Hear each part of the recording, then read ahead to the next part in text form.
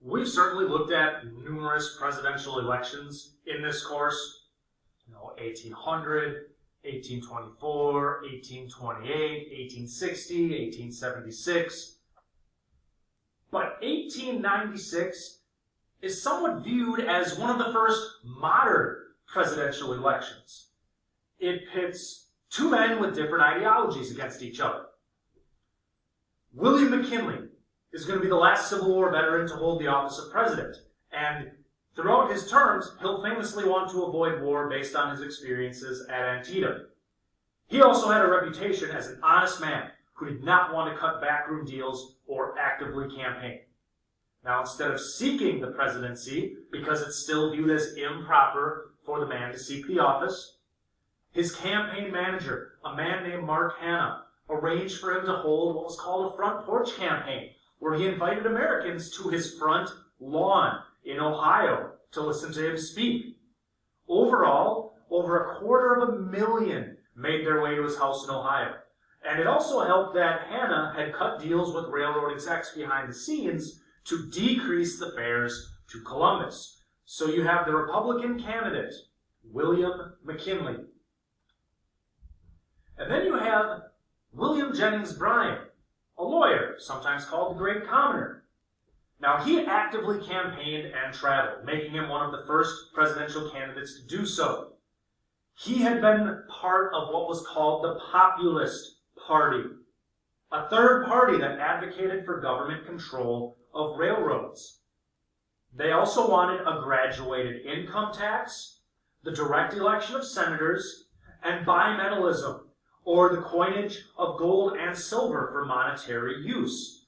All of these ideas of the populists are going to be folded into the democratic ideals, and eventually the progressive movement will pick up on these ideas, especially graduated income tax and direct election of senators. These populists had their most success with farmers on the Great Plains, and the populists nominate Bryan for president. But before the populists nominated him, the Democrats did the same thing. So we have a third party that's being absorbed by one of the two major parties. William Jennings Bryan received more popular votes for president than any candidate in history, except for his opponent in the very same election.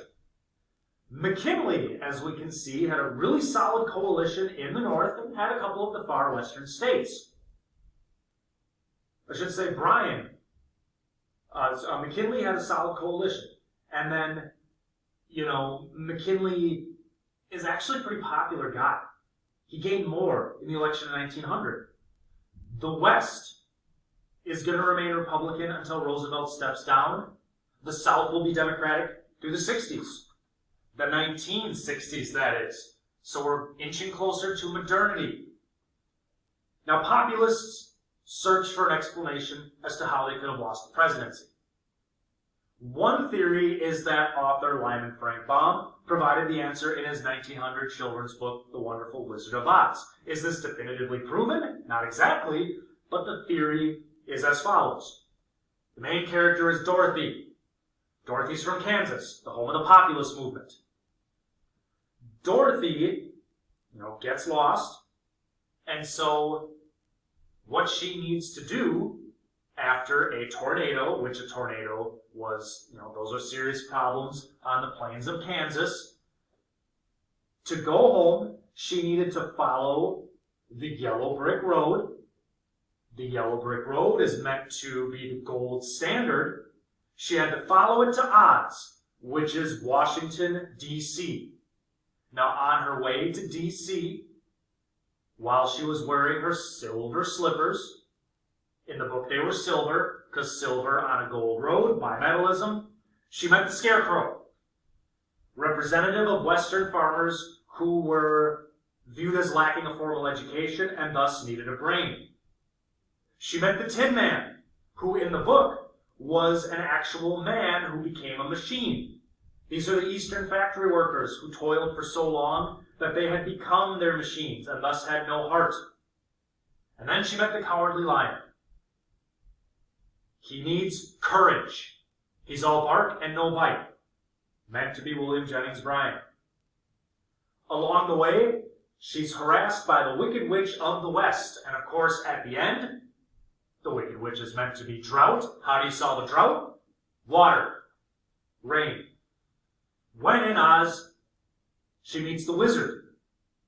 Pay no attention to that man behind the curtain. The wizard is meant to be the president. Everything is just smoke and mirrors. If you want to solve your problems, just say there's no place like home. Think locally, don't rely on the federal government. That was seen as the downfall of the populace. Now again, is it true? Maybe yes, maybe no. But the theory is certainly interesting. Now, as president, McKinley had kind of one main domestic achievement. The gold standard. On the left, you see a depiction of William Jennings Bryan and a cross of gold. Because at the Democratic nomination convention in Chicago, 3 weeks following McKinley's nomination and the Republican adaptation of the gold platform, Bryan gave a speech called the Cross of Gold speech. He linked the gold standard to Wall Street and money men in the cities, and he declared in favor of bimetallism. He and the populists and the Democrats believed that if gold and silver could be used, there'd be more money to go around, which meant more wealth and prosperity. And the Panic of 1893 only intensified their arguments. 4 years after McKinley won the election, he signed the Gold Standard Act, meaning that gold was the only metal for which paper money could be exchanged. And this was helped by an increase in the gold supply from new strikes in South Africa and the Yukon.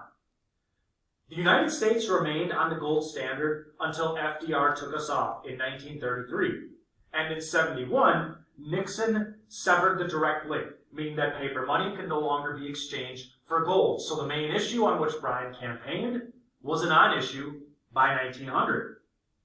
Now, realistically, the other aspect of McKinley's president worth noting is the Spanish-American War, which kind of falls under the banner of imperialism. We're simply focused on the domestic side of things.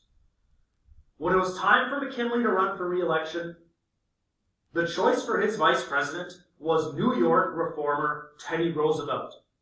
Roosevelt's aggressive tactics as governor really upset the Republican machine in New York, and they believed that making him vice president would render him useless, and maybe they'd be able to control him. When he was nominated at the convention, he was basically forced to accept, even though he wanted nothing to do with it. Mark Hanna is the only one who urges caution, and he famously states that if Roosevelt was vice president, there'd be one heartbeat between that madman and the presidency. Since McKinley does not advocate for himself, since he does not campaign for himself, Roosevelt campaigns for him. He made 480 stops in 23 states. The man is tireless.